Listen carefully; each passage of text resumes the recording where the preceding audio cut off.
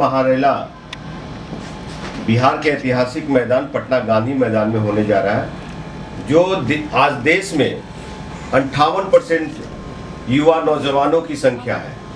और उस युवा नौजवानों को हर एक पार्टी, देश का कोई भी पार्टी हो, वो सभी पार्टी लोग ठगने का काम किया। उनका वोट चाहिए, उनका समय समय पर इस्तेमाल कर लेते हैं, लेबर मजदूर की तरह, बैंड बाजा और बारात की तरह, फिर उनको रोड पे छोड़ देते हैं। ना उनको उनके रोजगार की समस्या से कोई लेना देना है और ना ही उनके एजुकेशन सिस्टम से लेना देना है। आज बिहार के संदर्भ में बताना चाहूँगा, जो 58% हमारे युवा भाई लोग हैं जो घर में बेरोजगार बैठे हुए हैं, उनको रोजगार नहीं मिलता है। और सभी पार्टी लोग, नेता प्रतिपक्ष हो चाहे डबल इंजन की सरकार हो, कोई भी उनके लिए चिंतन मंथन नहीं करते हैं और उनको हमेशा ठग रहे। युवाओं की जो मेन यूनिवर्सिटी विश्वविद्यालय में जो देखा जा रहा है, 3 साल का डिग्री 5 साल में दिया जा रहा है। आपको बता दें कि पीएचडी हो, चाहे ग्रेजुएशन हो, चाहे एमफिल हो, चाहे सारी चीजें हो, उसमें 5 साल, 6 साल, 7 साल का ये सभी विश्वविद्यालयों के ये हालात है। तो अब बिहार वही बिहार था जो कि नालंदा जैसा विश्वविद्यालय, पूरे विश्व से लोग यहाँ पढ़ने आते थे। ये जो बिहार है, महावीर की धरती, गौतम बुद्ध की धरती, यहाँ पे लोग युवाओं को ठगा जा रहा है। अगर केंद्र सरकार यानी कि मोदी सरकार और बिहार का डबल इंजन की सरकार अगर युवाओं के रोजी रोजगार के लिए नहीं सोचती, बिहार के युवाओं के वेलफेयर के लिए नहीं सोच रही है, तो बिहार के 58% युवा इन सरकार के खिलाफ हुंकार भरेगी और अपने हक और अधिकार के लिए, एक नया बिहार बनाने के लिए, खूबसूरत बिहार बनाने के लिए, रोजगार युक्त बिहार बनाने के लिए सभी युवा लोग मिलके चलेंगे, जात धर्म और मजहब से ऊपर उठ करके। क्योंकि आज जितने भी जात धर्म में लोग बटे हुए हैं, जाति की बात करते हैं, मजहब की बात करते हैं, क्या उन जाति मजहब के बेटों को क्या खाना नहीं चाहिए, रोजगार नहीं चाहिए, उनके परिवार को भोजन नहीं चाहिए? सभी को चाहिए।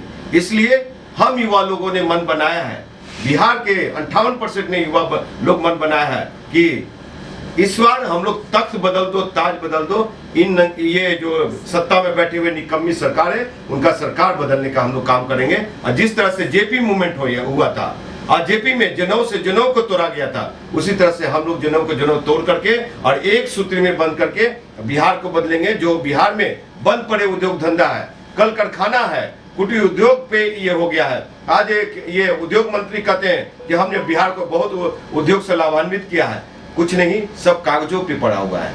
आज क्या बेरोजगारी, क्या मैं आप लोग के चैनल के माध्यम से मैं दावे के साथ कह सकता हूं कि जो जिस ओर बिहार जा रही है, ये बिहार के युवा नौजवान आने वाले 2 सालों के बाद, 3 सालों के बाद ये लोग सुसाइड करना शुरू कर देंगे, क्योंकि युवा के सामने कुछ नहीं दिख रहा है।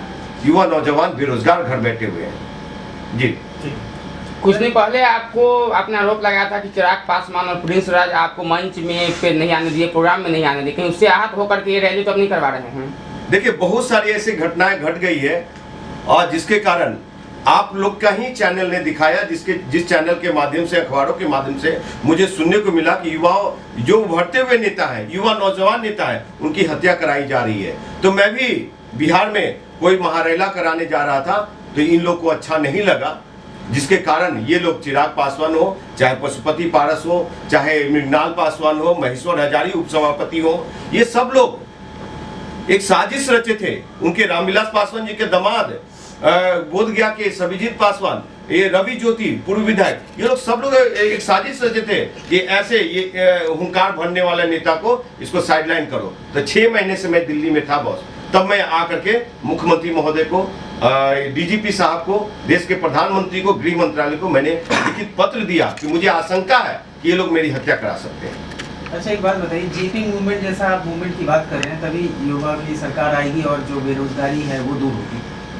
जेपी मूवमेंट के बाद के ही काल के ये नेता हैं जो अभी पद पे हैं, क्या बदला जेपी मूवमेंट से? देखिए, यही लोग नेता थे जिन्होंने कहा था महारानी को कुर्सी से उतारो, यानी कांग्रेस के खिलाफ एक बड़ा आवाज बने थे, परिवारवाद के खिलाफ, महंगाई के खिलाफ, बेरोजगारी के खिलाफ। लेकिन आज यही नेता लोग सबसे बड़ा परिवारवाद बन चुके हैं और परिवारवाद के गोद में बैठ चुके हैं। सामंतवादियों को युवा नौजवानों से कोई मतलब नहीं, उनके दुख दर्द से मतलब, परिवार के दुख दर्द से ज्यादा मतलब है उन लोगों को। तो इसलिए ऐसा सरकार नहीं चाहिए, ऐसा नेतृत्व नहीं चाहिए। आज जबरदस्ती थोपा हुआ देखिए लोकतंत्र में by the people, we the people, for the people, जनता के द्वारा, जनता के लिए, जनता से ताल्लुकात रखने वाले लोग हम लोग हैं। तो कहते हैं जेपी साहब ये सोच कर कि इन लोग को नहीं लाया था, ये लोग लाए थे कि कहते हैं ऐसे समाज सेवी लोग नेता आएंगे जो कि बिहार को बदल के रख देंगे। वो जेपी हो चाहे लोहिया हो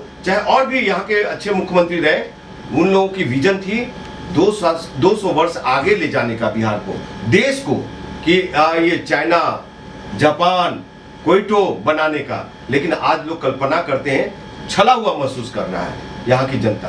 और आपको बता दो, जो आज महंगाई की साहब आलम है, उस महंगाई के आलम में देखिए महंगाई कहाँ चली गई है। पेट्रोल, डीजल, सबसे ज्यादा घर की रसोई गैस। आज बिहार में देखिए बिजली की बिल पे कितनी महालूट हो रही है। मीटर कैसे राजधानी ट्रेन की तरह भाग रही है, रफ्तार से तेजस ट्रेन की तरह भाग रही है।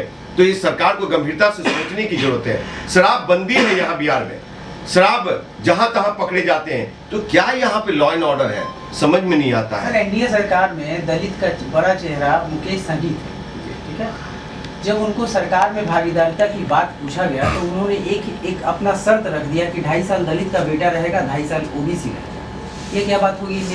नेता का सिर्फ मंशा यही होता है कि कुर्सी उनको मिले, जनहित की बात तो करते ही नहीं है। आप क्या इसको कैसे देखते हैं? देखिए 6 महीने उनकी आपस की अंडरस्टैंडिंग हो सकती है, लेकिन बिहार के विकास में ये कंडीशन नहीं होना चाहिए। पब्लिक डोमेन में आप दलित हो या सवर्ण हो, लेकिन अगर आप नेता हैं तो सबके नेता हैं। जी हाँ जी बिल्कुल। 2.5 साल हम बनेंगे मुख्यमंत्री, 2.5 साल तेजस्वी भाई बनेंगे, एक इस तरह का बयान हुआ सर, इसको आप कैसे देखते? देखिए बिहार, हाँ नहीं, बिहार को संचालित करने के लिए आप एक मुख्यमंत्री, जो युवा बिहार सेना का जो मॉडल है, एक मुख्यमंत्री के साथ 3 उप मुख्यमंत्री हो और उसको जोन में बांटा जाए बिहार के डेवलपमेंट के लिए। कोसी रीजन देखिए, कोसी क्षेत्र कितना पिछड़ा हुआ है। इधर आप आरा बक्सर छपरा देखिए कितना पिछड़ा हुआ है, इधर मगध की धरती को देखिए कितना पिछड़ा हुआ है। इस तरह से माननीय मुख्यमंत्री के द्वारा किए गए जो कार्य हैं जी, उसको आप किस तरीके से देखते हैं? सराहना तो करना ही चाहिए। डेवलपमेंट हुआ है ये नहीं आपकी नजर? देखिए एक मुख्यमंत्री साहब थे जिन्होंने कहा था कि हेमा मालिनी के गाल से भी हम सुंदर रोड बनाएंगे, लेकिन ओमपुरी के गाल से भी सुंदर नहीं बन पाया। लेकिन हाँ, इस सरकार में हेमा मालिनी जैसा तो रोड बन गया, हेमा मालिनी के गाल जैसा रोड बन गया, लेकिन जो यहाँ के युवा नौजवानों को रोजगार चाहिए, जो उनके मुख्यभूत जो समस्याएं हैं, उस मुख्य समस्याओं से मुंह मोड़ लिया है सरकार। तो अगर वो मुंह मोड़ चुके हैं तो वो भी अटेंशन कराना हम युवाओं का काम है। और सभी युवा इस युवा बिहार सेना मंच पे बहुत तेजी से जुड़ रहे हैं और वो लोग एक साथ हो रहे हैं। और आपको बता दूं कि बिहार का बदलाव, बिहार का विकास इन युवाओं के हाथ ही है। और वो जब सरकार नहीं बदल रही है, सरकार अगर उन्नत बिहार नहीं बना रहे हैं, तो क्या रोजगार युक्त बिहार नहीं बना रहे, तो हम युवा लोग ही मिलकर के उन्नत और रोजगार युक्त बिहार बनाएंगे। जो यहाँ पे बंद पड़े फैक्ट्री है, उद्योग धंधा है, कल कारखाना है, वो उसको चालू करवाने का भी हम लोग के पास विजन है। एक क्वेश्चन है लास्ट जी, आपको नहीं लगा था कि समाज के जो सबसे निचले पायदान पे रह रहे लोग हैं उनको सरकार ठगने का काम किया, शिक्षा का स्तर चौपट करके, ताकि उनकी 2 जनरेशन और बेवकूफ रहे? इस संदर्भ में मैं ये इतना ही कहना चाहूँगा कि जब से आज़ादी के बाद से, जब से लोकतांत्रिक व्यवस्था आया, चुनावी प्रक्रिया आई, सरकार बनी, प्रधानमंत्री मुख्यमंत्री बने लोग, उसमें क्या हुआ कि जितनी भी योजना बनाया लोगों ने बने, वो अंतिम पायदान वाले लोगों के लिए ही योजना बनी। लेकिन इस देश के एक प्रधानमंत्री थे जिन्होंने कहा कि मैं 100 रुपया भेजता हूं, वहां 10 रुपया भी नहीं मिलता, मुश्किल से मिलता है। तो जब ये यहाँ पे देश में ये हालात है, और पहले के लोगों ने जो शिक्षा व्यवस्था का जो आलम था, पहले के लोग सिर्फ भात और मार देते थे, अब थोड़ा सा कहते हैं कि नमक भी ले लो उसमें। तो ये है ये समाजवादी नेता लोग, और जो बिहार के विकास की तरफ फोकस नहीं डाल करके अपने परिवार और अपने उसमें लगे। जी हाँ राजकुमार जी, आप अति पिछड़ा के नाम पर राजनीति कर रहे हैं। देखी जा रही तो अति पिछड़ा के नाम पे जितने भी राजनीति करने वाले नेता हैं, चाहे मुकेश सहनी हो, जीतन राम मांझी हो, या अन्य कई चिराग पासवान हो, पशुपति बाबू, सब अपनी निजी समस्याओं से परेशान है इन दिनों में, एक दूसरे पे आरोप लगाने में, कोई हार की खुशी मनाने में, तो विभिन्न प्रकार से अपने में व्यस्त है। आपको लगता है कि आप समाज के लिए या प्रदेश के लिए कुछ कर पाएंगे?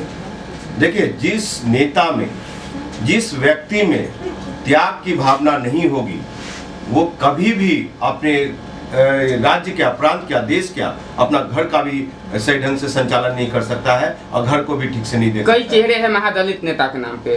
देखिए, दलित और महादलित में हम और आप बांट रहे हैं साहब। खून काटिए एक भूमियार समाज से, और मैं पासवान हूँ, दलित हूँ, मेरा खून काटिए। अगर दोनों में फर्क पड़ जाए तो आप जो कहिएगा सो। लेकिन यहाँ पे दलित महादलित, दलित प्रकोष्ठ तो वो प्रकोष्ठ, क्या तमाशा बना दिया साहब। यही था ना, क्या कहते हैं, नालंदा विश्वविद्यालय, जहाँ पे पूरे विश्व के लोग पढ़ने आते थे, अब दूसरे प्रांत में जाते हैं कोटा में पढ़ने। ये शर्म की बात है ना। आप राम को मानते हैं क्या? जीतन राम जी के बयान पे पूछ रहा हूँ। देखिए, कहीं न कहीं ये आस्था का ये है, धर्म का है, और लोग मान रहे हैं जब राम का, तो हम भी मान रहे हैं राम को। राम है तो राम को मानना पड़ेगा, समझे। अगर अल्लाह है, मस्जिद में नमाज पढ़ा जाता है, तो वहां भी माथा टेकना होगा। जीतनराम मांझी ने मांग की है कि जुलूस पे रोक लगाया जाए। देखिए जी, कुछ जी, उनका कहना है कि सारे क्या स्वरूप होगा? आप जो ये महारेला कर रहे हैं, इसका क्या स्वरूप होगा? ये अग्रेसिव होगा या शांतिप्रिय तरीके से? देखिए, हमारा कोई भी कार्यक्रम बहुत ज़्यादा एग्रेसिव नहीं, और हम नहीं चाहेंगे कि के जो देशद्रोही और राजद्रोही बातें ना हो। एक मैं वैसा, मतलब कि बगिया का फूल वही सुहावना लगता है जिस बगिया में हर एक तरह का फूल खिले।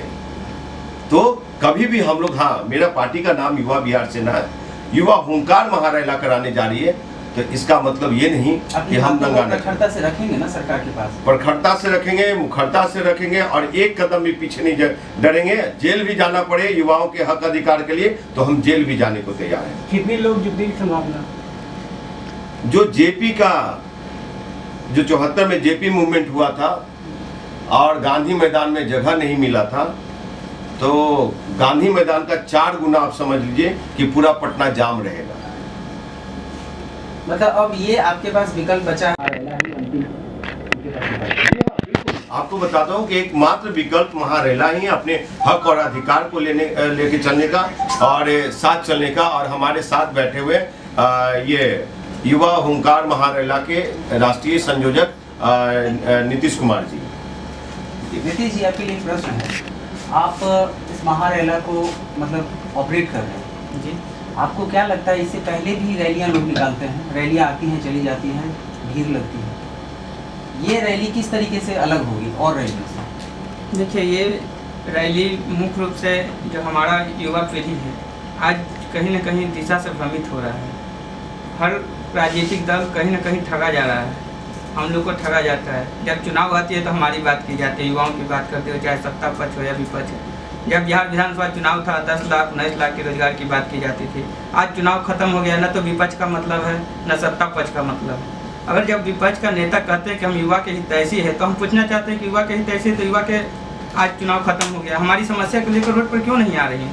आज भर्ती प्रक्रिया इतना बड़ा घोटाला हो रहा है। मैं दावे के साथ कहना चाहता हूँ कि जो बीपीएससी के एग्जाम है, अगर सरकार जाँच करवा ले तो 50% बीपीएससी में घोटाला है, लेकिन सरकार तो मोड़ ले रही है। विपक्ष को कोई मतलब नहीं है। मेरा मांग करना है कि जो भी भर्ती प्रक्रिया बिहार में निकले, एक निर्धारित समय मापदंड दिया जाए कि नॉन गजेटेड कोड हो, उसको 6 महीना से साल भर के अंतराल में भर्ती प्रक्रिया पूर्ण कर ले। क्योंकि जो भी पटना में आके पढ़ते हैं, गरीब का बच्चा पढ़ते हैं, उनके माँ बाप कितना कष्ट करके पटना में भेजते हैं, 3 बाय 4 बाय 5 बार के रूम में रहते हैं, 2000 4000 5000 रूम रेंट देना पड़ता है, बहुत कष्ट करके यहाँ बोला कि बीपीएससी की परीक्षा में घोटाला है, किस आधार पे आप ऐसा कर रहे हैं? पूरा जग जाहिर है, इसको जांच करवा ले। हम तो कहते हैं सीबीआई जांच करवाए। सरकार का हर, आज देखें इसके पहले साल भर पहले आया था कि बीपीएससी के इंटरव्यू में उसका मेंबर है जो मांग रहे, फोन का वीडियो वायरल हुआ, निगरानी बैठा, टीम बैठा, जांच नहीं हुआ, सब लीपापोती हुआ। सरकार के अंगरक्षक में हो रहा है ना, विपक्ष को भी कोई मतलब नहीं है।